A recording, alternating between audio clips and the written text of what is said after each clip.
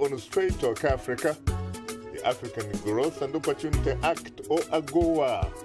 Its goal is to promote trade between the United States and Africa.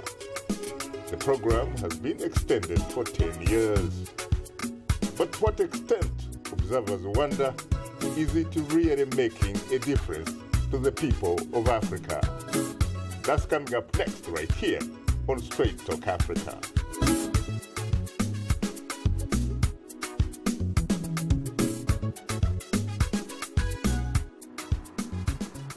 Hello, welcome to Straight Talk Africa, live from the Voice of America studios here in Washington.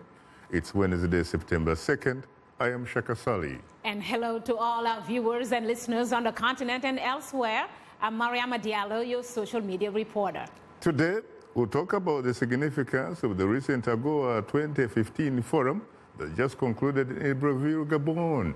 And coming up later in our STA inbox, we'll share your thoughts on today's topics through your emails, tweets, and Facebook comments. Hope you'll stay with us. But first, enacted in May 2000, the African Growth and Opportunity Act, or AGOA, is the cornerstone of U.S. economic engagement with the countries of sub-Saharan Africa. The forum reviewed the strengths and weaknesses of the renewed trade agreement to see how it benefits America and its sub-Saharan trade partners. My colleague, Paul Cisco, has more on the story. The U.S. Sub-Saharan African Trade and Cooperation Forum was held last week in Gabon. Back on June 27th, the 10-year AGOA extension was overwhelmingly approved by the U.S. Congress and signed by President Barack Obama. Top U.S. and African government officials, prominent members of the private sector, and leaders of civil society met in Libreville for 4 days discussing U.S.-African trade relations. United States Trade Representative Michael Froman. We need to make sure AGOA's potential is fully explored and the benefits fully utilized. And that will require work on both sides of the AGOA equation. AGOA allows tariff-free access to U.S. markets for some 6,000 different goods. U.S. Assistant Secretary of State for African Affairs, Linda Thomas Greenfield. Can we do better? Yes. There's so much more that can be done in terms of increasing the number of products, increasing the amount of trade between the 39 AGOA-eligible countries and the United States. Trade Representative Michael Froman says AGOA is the foundation of U.S.-African trade policy. First full year of AGOA to the last, U.S. imports from AGOA countries have grown threefold to more than $26 billion a year. Non-oil imports have increased fourfold. He also says AGOA has and will continue to support hundreds of thousands of jobs across the continent, adding U.S. exports to Africa have increased from $6 billion to $24 billion. Critics say oil and gas have dominated 90% of AGOA transactions in the last 15 years, with many small businesses missing out. That turns out to be of little benefit to the people of Africa, and there is little in the renewed legislation to change that. Ambassador Greenfield explains the AGOA review process and human rights component of the legislation. Yes, we are currently reviewing Burundi's eligibility for trade preferences under AGOA. As you know, the AGOA legislation does allow for the U.S. to partially restrict benefits to AGOA-eligible countries related to their performance across a number of criteria related to rule of law and human rights. The controversial third-term election of President Pierre Nkurunziza, condemned by both the European Union and the United States, could result in the suspension of Burundi's AGOA benefits. Paul Cisco, VOA News. Thanks, Paul, for that report. Now joining us here in our Washington studios are two distinguished guests. Fred Oladeinde, chairman of the AGOA Civil Society Working Group, a consortium of non-governmental organizations, business representatives, and other groups in the United States and Africa that are interested in successful application of AGOA. He also serves as the president of the Foundation for Democracy in Africa. Thank you so much for being on the show once again, Fred. Thank you very much for inviting me, Shaka. It's been quite some time since we last saw you here. Yes, and a lot of good things have happened in between. Well, I hope you share that with us. Rahama, Wright, founder and CEO of Shea, Yeleen Health and Beauty, a social enterprise that includes a non-profit and commercial entity that sells high-quality and refined shea butter products. Ms. Wright also serves as the member of the President's Advisory Council on doing business in Africa. Well, I have to say, Rahama, for you in particular, since it is the first time, frankly, on the show, that I'm profoundly honored and exceedingly humbled to have the opportunity to host you on Straight Talk Africa. Thank you for inviting me. I'm really excited to have this conversation. You're most welcome. Later in the program, we'll give you, the audience, a chance to call and talk with our guests. The number to call is 202-619-3111. US country code is 1. On a programming note, we're supposed to be joined by Ambassador Michael Froman, United States Trade Representative, but due to a last-minute scheduling conflict, he was unable to join us. We hope to bring him to you sometime in the near future. Let me come back to you immediately, Fred, especially you, of course, given that you play a very, very huge role, really, in as far as AGOA and civil society relationships are concerned. You just came back from Libreville. Yes. What was the experience like? Very, very interesting. The seriousness that the AGOA eligible countries showed during the forum is convincing, and also the opportunity to meet with my colleagues from all of the 39 AGOA eligible countries, civil society leaders, to look at the reauthorized AGOA Extension and Enhancement Act of 2015 and present a recommendation to the ministerial. And we have 7 very strong recommendations that we believe would help, if you may, according to the word of Assistant Secretary Linda Thomas, help us to achieve the potentials of AGOA. I know that you obviously have been working very, very hard and behind the campaign to renew AGOA. What is your reaction to the fact that it has been extended for another 10 years? Very satisfying, if you want to ask, because there was, at a point in time, concern that we may not get the reauthorization before the forum in Libreville. And then there was another concern that even if we get the reauthorization, we may not get the 10 years or the long extension that we were asking for. But civil society was able to mobilize with the African ambassadors here and with the private sector, and knocked on doors on Capitol Hill, and we got an overwhelming bipartisan support.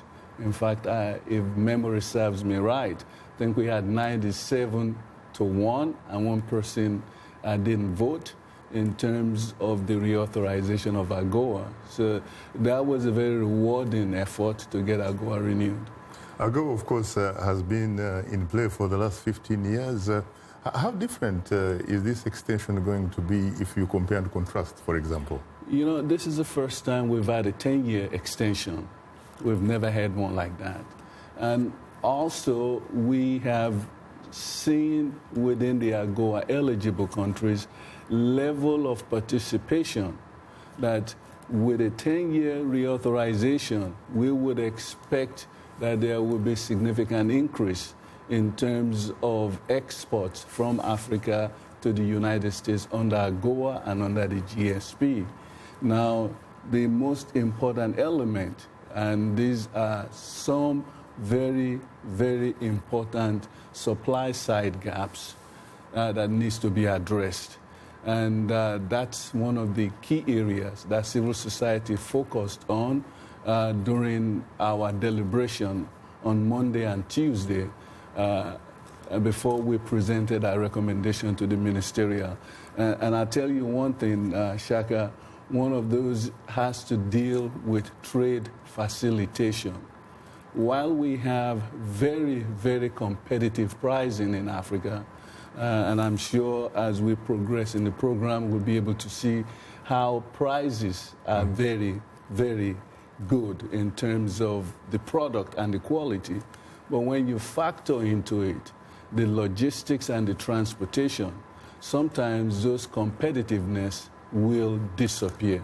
Very interesting. So AGOA gives us a tariff advantage, but we need, now with a 10-year extension, civil society needs to work with their government and engage their private sector to address those supply side constraints and make African products more competitive in the United States. Very interesting. What about you, Rahama? What is your report card when it comes to AGOA so far? I know that you have also somewhat been participating in some of these fora. Yeah, absolutely. And I'm coming from the perspective of a small business owner, utilizing AGOA as a way to bring my products to market. I work in AGOA country. Yeleen sources all of our Shea from women's cooperatives in northern Ghana. And what we do is we help women take Shea seeds and turn them into high-quality products that we bring to the U.S. market. And so kind of similar to what Fred is talking about in terms of the supply side, I couldn't agree more. I would only add that one issue that continues is manufacturing and being able for Africans to take raw material, turn it into value-added products. And so there needs to be more emphasis on supporting Africans' ability to bring higher value products to the marketplace. That allows them to be able to get more value for their products. It allows them to not only be supplying raw material, which, you know, when you're supplying raw material, there's only so much income you can generate from that. But when you have a finished product that can be brought to the marketplace, it's adding additional value that I think is a missing component. Why is this not happening, given that, you know, AGOA allows at least about 6,000 different items? And yet you continue to read, when you do your research, talking to people, that AGOA continues to be dominated by gas and oil, and perhaps automobile assembling via South Africa. Yeah. Well, I think part of the problem is that businesses need to have access to the right technical skills so that they can create these products. In my case with Yeleen, we work with women in rural communities who are isolated from the marketplace to a certain extent, and they need access to production tools, they need access to training, they need to be able to create a high quality product, and that's not something that you can expect people to do without having access to certain resources. And so another thing I would add is that AGOA is a trade policy, and it's really great at reducing trade barriers, but it's not a one-size-fits-all solution. We also need to be able to see investments in manufacturing capabilities, investments in providing technical skills and support. We need to be able to give people on the ground access to the tools that they need so that they can create a great product and bring that product to market. And I'd also say that one of the key things is being able to tell Africans that this trade policy is available to them in the countries that, you know, can benefit from AGOA. A lot of times I get emails and calls from people who are like, oh, can you help me use AGOA to get grants? And I think that there needs to be an awareness of what this trade policy actually does. And this is where the African governments can play a huge role in partnership with civil society. African governments are supposed to create their own strategic plans. You know, that's part of being in an AGOA country. And I think that this is where African governments creating strategic plans so that they can further benefit from this trade policy and further benefit from bringing, as you mentioned, more products into the market so it's not so heavily oil and gas, but there's such a variety from textiles to agricultural products, you know, shea butter, coffee, anything that you can think of. But the question becomes, how do we create the right ecosystem so people have access to the right business structures, they have access to the right tools, they have access to the right training so that they can further benefit from this trade agreement. Very interesting, very interesting. How is shea butter being received in the marketplace so far? I guess that initially it was quite a problem. There are not so many stores, frankly, who could listen to you. Well, I call myself the 10-year overnight success. it definitely did not happen immediately. It took some time. And one of the things, when I started Yeleen, my objective was to provide access for women to be able to bring products to market. And so it required understanding the marketplace, one, figuring out what the gaps were in the market, and then seeing how I could create a market solution that would address those gaps. So there are two things that I was able to do. I was able to see that the marketing of Shea was a marketing of a product that wasn't natural, unrefined Shea. Organic. Refined Shea, pardon. And the majority of Shea that leaves the continent of Africa is in this form. No value addition. It's seeds. It gets exported out to large seed oil manufacturers in Europe and Asia, and then global distribution happens. And so for me, the first thing was seeing that there needed to be more space for shea butter sourced directly from women's cooperatives in Africa. We'll come to that later. Now we'll pause for a short break and would like to remind you that Straight Talk Africa is now on the social networking website Twitter, and we are tweeting live. Follow us at VOA Shaka, that's VOA Shaka, and join in on today's discussion with your questions and comments. Don't forget to use the hashtag VOA AGOA 2015 or hashtag AGOA 2015. And we are still on Facebook. Just enter the keyword Straight Talk Africa, become a fan and connect with other friends of the Voice of America. We'll be right back with you, so please don't go away. Let's take a quick look at the AGOA Extension and Enhancement Act of 2015. On June 25th, the U.S. Congress voted overwhelmingly to reauthorize AGOA, sending the legislation to the White House for President Obama's signature and guaranteeing the long-term extension of America's flagship program that provides duty-free treatment from nearly all goods from eligible sub-Saharan African countries. It provides a long-term extension of AGOA for 10 years, including a 10-year extension of third country fabric provisions, which are important to continue to nurture the development of the textile and apparel industry in sub-Saharan Africa. It reaffirms Congress's commitment to Africa through clear statements of policy on the importance of AGOA and expanding trade and investment ties between the United States and sub-Saharan Africa. It promotes greater regional integration by expanding the rule of origin to allow AGOA countries greater flexibility to combine inputs to meet the rule of origin for AGOA, including the WTO Trade Facilitation Agreement, which can reduce red tape at the border. It promotes compliance with eligibility criteria by providing greater flexibility to the administration to withdraw, suspend, or limit benefits under AGOA if it determines that such action would be more effective than termination.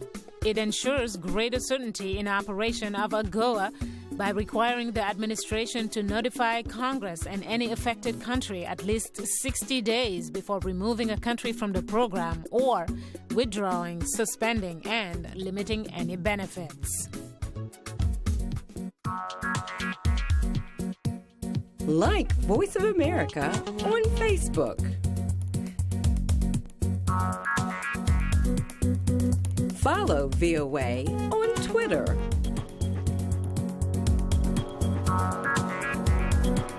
Join VOA on our YouTube channel. Like, follow, join VOA. This is Straight Talk Africa on the Voice of America. What is your opinion about today's topic? Call us at 202-619-3111. U.S. country code 1. When you call, remember the following. Ask only one question. Keep your comment brief and turn down the volume on your radio or television. Now let's return to Straight Talk Africa. Thank you very much, Ezetagizu, and of course you're welcome back to Straight Talk Africa, coming to you live from Washington. Let me continue a little bit longer with you, Rahama. You were born and grew up in upstate New York, correct? I was born in Tamale in northern Ghana, but grew up in upstate New York outside of Syracuse. I see. Yeah. So, in fact, I was going to ask you what inspired you or triggered your interest, frankly, in shea butter so as to empower women around the world. Yeah, for me, first I'm African. You know, I'm African American, Ghanaian American. And so for me, even though I grew up in the U.S., I had a very strong connection to Africa via my mother. And so when I graduated from college, I decided to join the Peace Corps. And it was there that I started learning about and seeing a lot of the challenges and issues facing women in my rural community. And prior to that, I was an intern at the American Embassy in Burkina Faso, and that's when I started learning about shea butter. So as I was right out of college, I was in my early 20s, and it really struck me that these women had access to this amazing product that had become globalized, yet they were struggling with poverty. And it didn't make sense to me. And I felt, well, if they have access to this great resource, why not help them figure out a way to get this resource to market in a way that's sustainable and in a way that can help them do things like send their kids to school, buy food, buy medicine, and generate living wages. So it definitely didn't take me, it didn't happen overnight, but over the last 10 years, I've been able to build a business model that shows demonstrated impact on the lives of the women that we work with. We're able to show simply by taking a local resource, creating the right environment for women to create a high-quality product, package it properly so that it fits the market, and bring it to the market. We distribute our products through Whole Foods Market. We're able to see women increase their income by over 200%. We're able to see women being able to generate more than their country's minimum wage so that they can send their kids to school, buy food, buy medicine, invest in other income-generating activities, as well as save and invest in land ownership. What is shea butter? Is it a fruit? Is it, what is it? Is it a root? What is it? It's a seed. And this seed is contained in the fruit of the shea tree. And it only grows in sub-Saharan Africa. You cannot find this anywhere else in the world. And it seems to me, particularly in West Africa. Yes, mostly in West Africa. In East Africa, you can find shea butter in northern Uganda and southern Sudan. Northern Uganda and southern Sudan. That's very interesting. Yes, but it's a different type of shea. And so historically, it's been women's work. It's what women do. And the reason why is locally in their communities, shea butter is a cooking oil. Okay. And so it's part of women's tradition of working. Yeah, as a cooking oil. It is food. Yeah. It can be medicine. Yes. It can be soap. Yep. What else can it be? It honestly, if you have skin. Skin care. Yeah, if you have skin, anything that you can put on your skin, shea butter can be made into it. Hair care products. It's a really tremendously nourishing moisturizer. People use it for things like eczema, dry skin. It has anti-inflammatory properties to it. So, if you have swollen joints, shea butter is really good when you rub it. It alleviates some of that pain and inflammation. It's a great massage balm. It's just one of those products that you can use for almost anything. And the key thing in terms of Shea Yeleen's business model, because it's so closely tied to women, when you're able to give women the right tools and resources to be able to generate the income, they transform their communities. And this is something that has been studied. Empower women, communities are transformed. And one of the things is that when you look at women in Africa, they provide more than 50% of the labor on farms. They generate almost 80% of food in Africa, yet they own less than 1% of total African assets. And so there is a tremendous opportunity, and part of why I get so excited about AGOA is that there's a tremendous opportunity to empower women via trade and investment. And AGOA reduces a trade barrier. So if you're able to create, again, those right ecosystems, you're able to make transformative change in a lot of these communities. And we've seen that. Yeah. And, Rahama has worked with the civil society. I have. In fact, in preparing for the 2011 AGOA Forum. Yeah. And working together, civil society and private sector would help achieve that level of transformation. Absolutely. As you mentioned earlier on, what we want to do is diversify products on AGOA. And we know that currently there is a lot of energy products and gas and oil and all of those that are the major elements in terms of AGOA export. That's changing. Last year in 2014, about $4.4 billion of exports from Africa under AGOA and GSP to the United States were not the traditional oil and gas products. They were products like the one that we're talking about right now. And the objective is to nourish all of these small, medium enterprises, to provide them the wherewithal. And some of these enterprises are owned by women, which I think Rahama said it very right. If you empower a woman, you empower a family. So our challenge, given the 10-year long-term extension, is now to see how civil society, and I like the way it was framed in terms of the whole complexity of AGOA. It's like a three-legged stool, where you have the government, you have the private sector, and you have civil society. To be able to balance on the three-legged stool, all the legs have to be the same length. If it's not, it's not going to work. You know, Fred, you live in this town, and I have met a lot of people. We're talking about senior government officials, civil society types of people, NGOs, and stuff like that, and say, you know what? Africa has such a great opportunity to take advantage of AGOA, but so far, frankly, it has not been able to seriously take advantage of those opportunities. Earlier you said there are very important things that need to be addressed in order to accomplish that. What, in your view, exactly needs to be addressed? Let me go through our 7 recommendations, and I think that would help.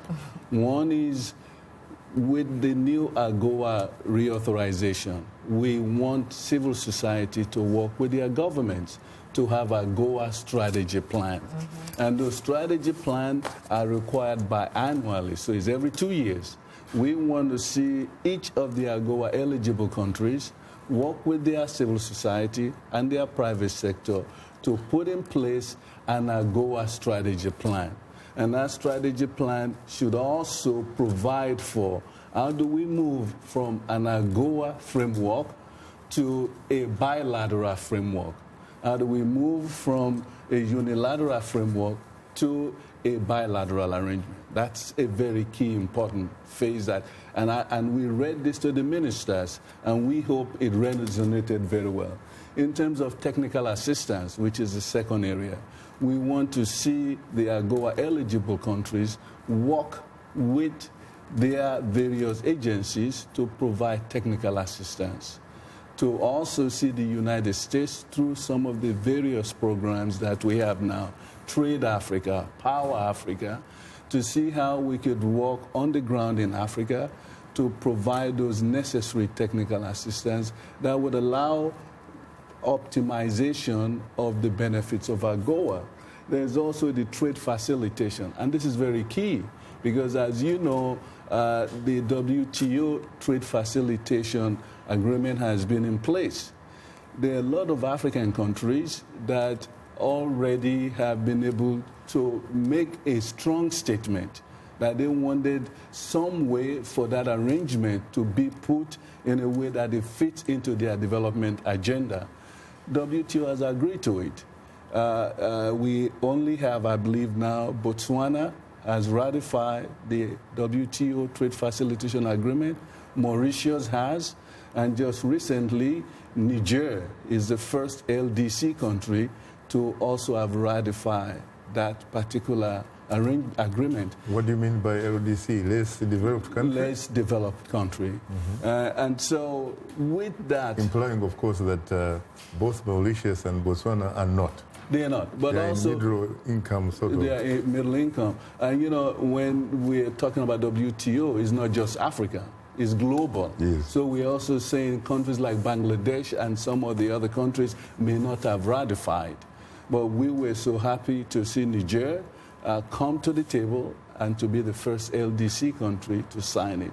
And as they're signing this arrangement, they also need to work with their own civil society to take full advantages, because the only way we can see the transformation we're talking about, including some of what you're working on here with women, empowering women and helping get their products into the marketplace, is that if we have regional integration, we need to be able to move products from Ghana into Burkina Faso, to be able to get it from Ivory Coast, so that as we process this, we're not limiting it just within Ghana. We can have vertical integration, we can have horizontal integration, and I would empower more women, and it would also help us in terms of developing regional economies. I see. And on textile and apparel, we haven't talked about We'll that. come to that because, in fact, I think that is somewhat a success, isn't it? It's one of the major successes We'll of come to AGOA. that, and we'll find out why it is not succeeding beyond the few countries where it has succeeded. You're tuned into Straight Talk Africa. We'll have more of a discussion in a moment. But first, here is Mariama Diaro. Take it away, Mariama. Well, thanks, Shaka. Still to come, we'll reveal some of the fantastic feedback we've received from our audience through social media. But now, here is our letter of the week from a Straight Talk Africa Facebook fan in Kampala who responded to our question of the week.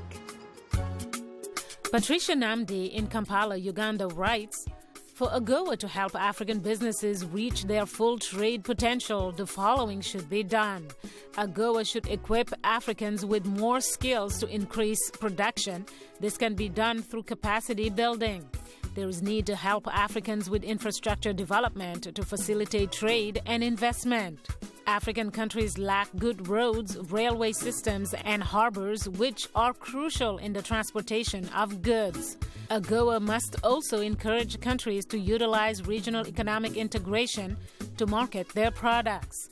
Lastly, Africa's businessmen must be encouraged to form trade partnerships.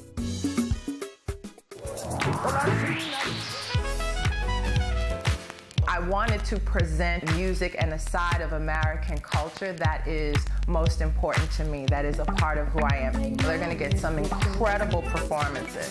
That's one of the things I love, bringing these artists in so you can get to see them do what they do. It's soul music, and that's what music is. It's that which comes from the soul. This is Straight Talk Africa on the Voice of America. Call us now with your questions and comments. The number is 202-619-3111 and the U.S. country code is 1. Call us direct and we'll call you right back. Remember to turn down the volume on your radio or television and keep your comments brief. Now back to Straight Talk Africa. Thank you very much, Esther Gidu-Yuwat, and welcome back to Straight Talk Africa, live from Washington. Once again, it's time to bring in my colleague and social media reporter, Mariama. Take it away again, Mariama. Well, thanks, Shaka. The AGOA reauthorization extends the program until September 2025 and includes a continuation of the third country program for the same period.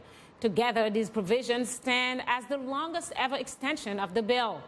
This leads us to our question of the week, asking, what more can be done so the program can help African businesses reach their full trade potential?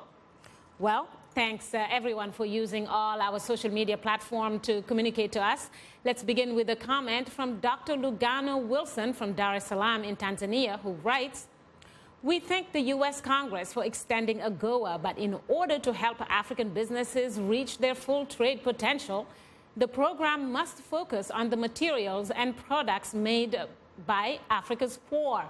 Ordinary citizens need to have unbridled access to AGOA's benefits. AGOA and USAID should be directly run and monitored by AGOA. If not, the program will be beneficial only to Africa's voracious leaders. Well, another reminder that we are tweeting live today. Use the hashtag VOA AGOA 2015 or hashtag AGOA 2015. And if you haven't yet, please follow us at VOA Shaka. Well, let's go to a tweet from Ngabirano Bruno of Makerere University in Kampala, Uganda, who tweets that Africa does not need help but cooperation. Well, we have other couple of tweets from Roy Barigayomwe, I think I got his name right, from the greater Boston area in the U.S. state of Massachusetts, saying that African governments should strategically and deliberately promote the program from the grassroots. Roy goes on to tweet that we need to boost our production capacity so as to take maximum advantage of this program. And finally, he says that cooperatives which have unfortunately been marginalized in such countries like Uganda would enhance the optimization of AGOA. Well, Shaka and guests, very interesting set of comments. Your take on these ones? Very interesting indeed. What about you, Rahama? What is your take on this? I think all these comments are spot on. I would encourage every single person who's tweeted, who's watching the show, to get involved. You know, we have Fred here who's representing the civil society. Every person in their country can reach out to civil society, can get involved, can participate in this process. And I think that these issues of, Africans not needing help, they need cooperation. Of course, but what does that mean exactly? And I think for me, coming from the diaspora and representing issues from the lens of someone who has family in Ghana and who has family in Africa, I think one of the things that's so important for me to share with this audience is that we need more people to get involved in these issues. We need more people to, reach out to their governments, reach out to civil society. If you see that there's an issue or challenge in your community, see how you can be engaged to try to address those issues. We can't always wait for other people to tell us what to do. And I think that that's one of the things that is why I created Shea, Yeleen, is I saw an issue and I said to myself, something has to be done, and I started working on it. And I also think that it's important for youth to be involved, because the youth, the population of African youth is one of the largest in the world. And so there's a critical role for youth to take on and to become more involved in these issues earlier on. And I think that being able to connect to the Young African Leaders Fellowship Initiative that has networked so many different youths from across the continent, that's one place to start. There's another program, the African Women's Entrepreneurship Program, which is a State Department program that also networks women and entrepreneurs. All of these are resources, and I think when we're talking about this issue of cooperation, those are pockets of places that people can get access to some of the resources that they need. Very interesting. Mariama, please, any more feedback from our audience? Indeed, Shaka. Will move on to a posting from Joel Kasanda in Ifakara in Tanzania, who writes, I think this kindness of the U.S. toward Africa should help small businesses, or small businessmen rather, by sponsoring a business education to students who want to be successful. AGOA should invest in Africa's manufacturing industries. There are enough God-given natural resources on the continent to help Africa find a friendly world market. Well, another Facebook comment comes from Buembia Mfwika of Lusaka in Zambia, who writes that AGOA must seriously consider establishing strong information centers across Africa, as this will greatly help in changing how developmental issues are perceived. These centers can help many of our citizens who've been failed by the education systems. Well, Shaka, getting the word out, definitely. I visited one such center in Senegal recently. I believe, like the viewer wrote, that it's very important that this time around, since many people still are not aware of what the program really is in Africa. Thank you, Fred. It's all yours. Yeah, Shaka was going to, I think, AGOA 101 is very important. AGOA is not a noun. AGOA is an acronym. AGOA is a trade policy. Right. And we should understand that this policy is to assist African governments, the eligible governments, to get the products of their private sector into the United States, zero tariff and no quota. It is not a grant like, for example, the Millennium Challenge account. There is no agency called AGOA, so there is no person called AGOA. And I think that is very important for us to understand. It is a trade preferential agreement that is being provided for countries that are eligible under AGOA, where their product comes into the United States. Just as Rahama is getting these products from Ghana and from Burkina Faso. When those products come into the United States, they are not paying Right. any tariff on it. Exactly. But then they can come into the United States market, which allows the manufacturer in Burkina Faso and in Ghana to be competitive in U.S. markets. Exactly. But it takes the government of Ghana and the government of Burkina Faso to work with the producers of this nut and to work with Rahama's company to get the product into the United States. When you talk Fred about is making a great point. her company, by the way, does your company have some factories for producing some of these byproducts? Can you say that again? I'm Your sorry. company, does it have factories, for example, or does it work with specific factories or industries on the ground that produce some of these byproducts? So we work with the cooperatives in northern Ghana, and what they do is they take the shea seeds, turn it into shea butter, and they also make soap. And so part of the byproduct is soap that we bring to the U.S. market. They make a black soap, and what Yeleen has done is we've helped them gain access to the production tools, the training. We had to train them on how to do it, and also the manufacturing facility to be able to create value-added products. And to Fred's point, which is an excellent point, is AGOA is a policy. Policies only come to life when people use them. And I think that that's so important. That's when they get legs. Exactly. So they can walk. And that is the key point, and that's why civil society is very Yes. important to this. Not only on the United States side, now on the U.S. side, we work with Congress to get AGOA extended, to get AGOA reauthorized. In Uganda, we need our civil society to work with their parliament so that they can provide the necessary technical assistance, the necessary support for Uganda's small medium enterprise. We'll in talk, of course, Nigeria, we need the same. We'll talk about the viability of civil society in Africa. Yeah. Thanks, Mariama, for bringing us this week's audience reaction. Well, that will do it for today's social media segment. Just a reminder that we appreciate all the feedback, whether it's in social media form or using other means to communicate to us. Please keep them coming. And if you are a new fan, just drop us a line at africatv@voanews.com. Once again, our email address is africatv@voanews.com, or post your comment on our Facebook page. Just enter the keywords Straight Talk Africa. Be sure to visit us online at voaafrica.com, or you can join our YouTube channel. Sign up to VOA TV to Africa. Also, follow us on Twitter at VOA Shaka. A reminder that the show is streaming live every Wednesday. Go to VOA Straight Talk Africa TV program page on our website, or simply watch us live on your mobile device. Just download the VOA mobile app. Well, now let's take a look at what's on tap for next week's program. Next week on Straight Talk Africa, the European migrant crisis deepens each day. More than 350,000 migrants have fled turmoil and poverty in Africa and the Middle East in search of a better life in Europe. EU leaders are at odds about how to tackle the situation. We'll have a discussion on the crisis next week, right here on Straight Talk Africa.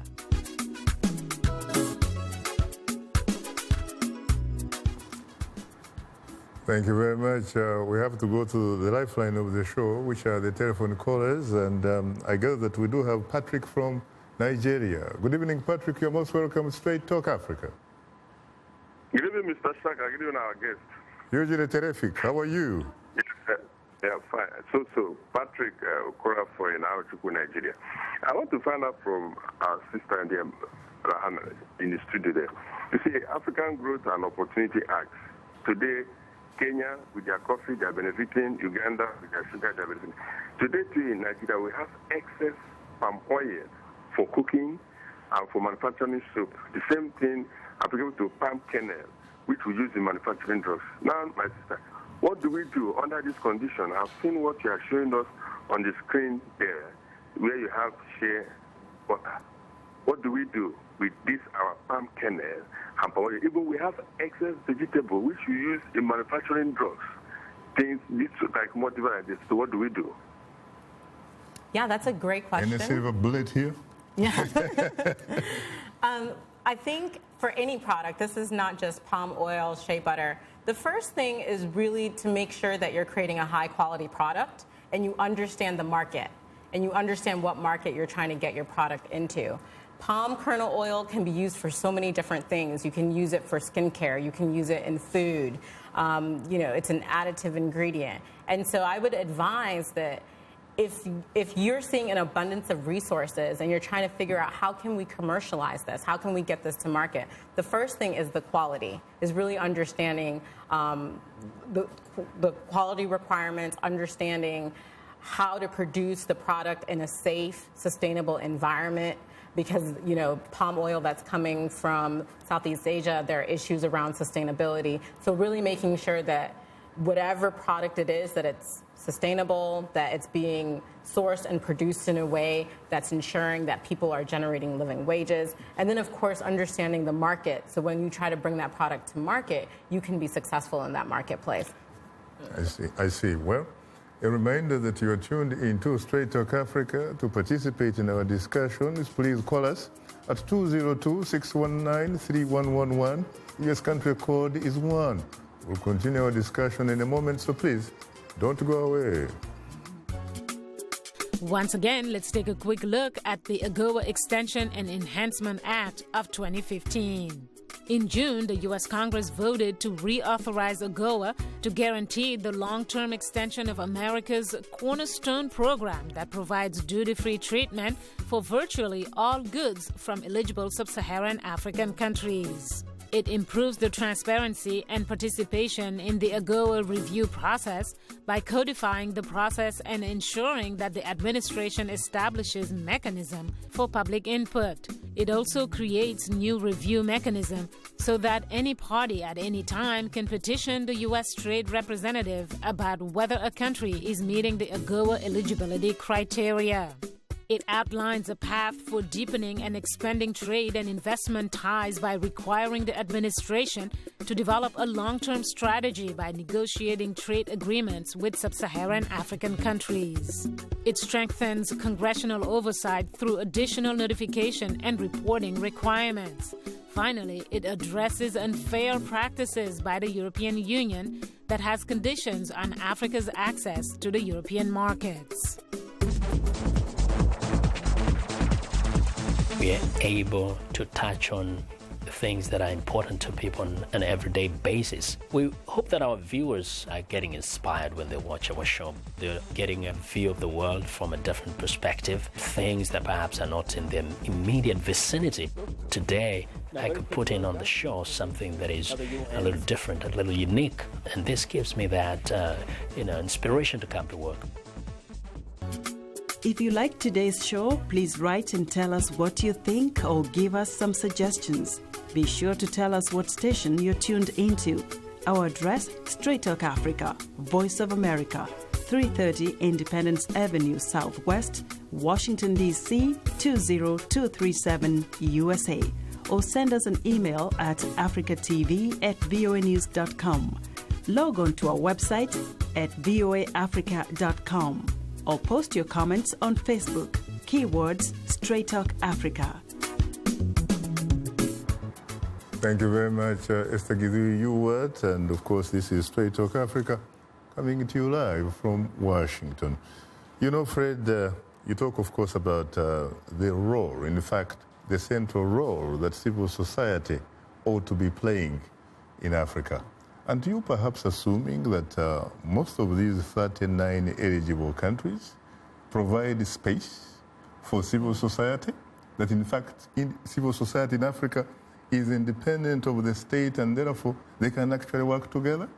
I think, given my experience working with civil society in AGOA-eligible countries, yes, there is space. We need to expand that space. There is space? There is space. Talk to me about the Republic of Rwanda, for example. In Rwanda, in the last AGOA forum that just ended, I think we had quite a few civil society members that came in and sat down among the 100 and I think we had about 160 civil society members that were in Libreville for the civil society session.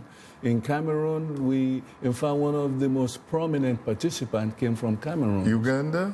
Uganda, we had participants from Uganda. Those people can participate, but do they in fact have space back in the countries where they come from in order to effect what you're looking for, really? Because you have a situation in some countries, frankly, where you have the appearance of independent civil society, but in fact are controlled by the state. Shaka, and that's correct, but what we need to do is embolden this civil society, support them, and provide them an important role to play in economic development. And when we do that, they will be more responsive to their constituent in Uganda, in Rwanda, and not only that, they would also have the attention within the international community that gives them the voice to represent what is good for Uganda. It's all work in progress. You know, one of the requirements for a country to be eligible for AGOA, in fact, is respect for rule of law. That's correct. And human rights. That's correct. If you would not be on the eligibility list. But how come I see countries which, in fact, on the contrary, violate that? They are on the list of eligibility. There's a threshold, Shaka, and the agencies who are responsible for making sure that this list is updated. I mean, if you take a look at the human rights, the Department of State has a human rights report that is published every year. But you'll be surprised when you read that very report. Yes. You will find that, in fact, it is critical of countries which are members of this AGOA club. Even though they could be critical of them, but those countries have met a certain threshold. If they didn't meet those thresholds, they would not be on the AGOA eligible list. Aren't we talking politics here, really? We're talking politics as it comes to standard. Now, we all, in the democracy arena, which you and I share very, very much, the same values, we are expecting more from as many of these countries as possible. But then we also have a measurement. We have a threshold. The AGOA eligible list is a threshold that countries must meet. And when they do not meet those thresholds, they are removed after they've been reviewed. So it's not a sudden process. It is a way of looking at it and making sure that there's predictability so that AGOA itself would work. How about someone who will tell you that we are talking about double, triple, quadruple standards here? Let me explain one of the things that civil society recommended from Libreville, that each country should have a AGOA strategy plan. That strategy plan should include civil society being part of putting that plan in place. And that strategy plan should also provide for the way forward in terms of future relationship in trade with the United States. And if we can get some of these recommendations adopted, we will be moving in the direction that you've just mentioned. And that is to ensure that we expand the space for civil society while we're also promoting trade that would allow us to address poverty, also allow us to expand human rights and be able to expand freedom in those countries that we're doing business with. It's really like someone saying that so long as you can hold an election periodically, so to speak, no matter whether it is not fair, not credible, not transparent, it is a democracy, at least a nascent democracy. And yet you have a situation, frankly, where people do not have the slightest right of having an election result that reflects that is why their will. Shaka, that's and why these countries are on this AGOA list.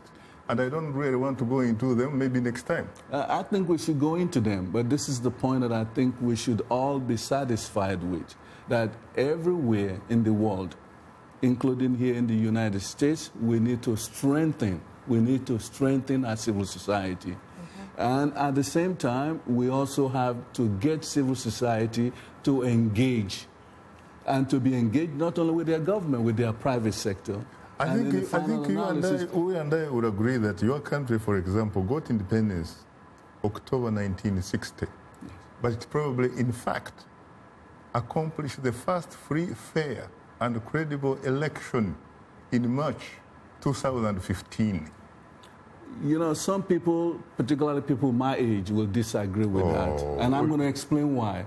Because don't forget that before the military intervention in Nigeria, we had elections that resulted in us having a parliament, and that parliament was a lot of work in progress. We'll talk about that next time. We'll talk about that next time. Myself, the only other election I can think about is June 12, 1993. Post-military intervention. But that is for another day. Okay. In any case, let's go to the lifeline of the callers. You have Aloysius from Liberia. You're most welcome to Straight Talk Africa. Thank you, Shaka Stevens, for the time afforded. I want to applaud your guests in studio. And I want to recommend the problem faced with Africa, especially the issue of bad rules, the farm to market rules where the farmers cannot get the product to the city centers to be able to sell them. So these are the issues that I think AGOA should address in helping African farmers to help bring their goods to the city centers to be able to sell them, because we have very deplorable rural conditions in Africa. Thank you. Thank you very much. Very briefly, time not being our best ally, can you tell us about your role, along with 14 other private sector leaders, on the President's Advisory Council on Doing Business in Africa? Rahama. Yeah, absolutely. You have a minute. Okay. So the President's Advisory Council on Doing Business in Africa was set up after the U.S.-Africa Summit last year.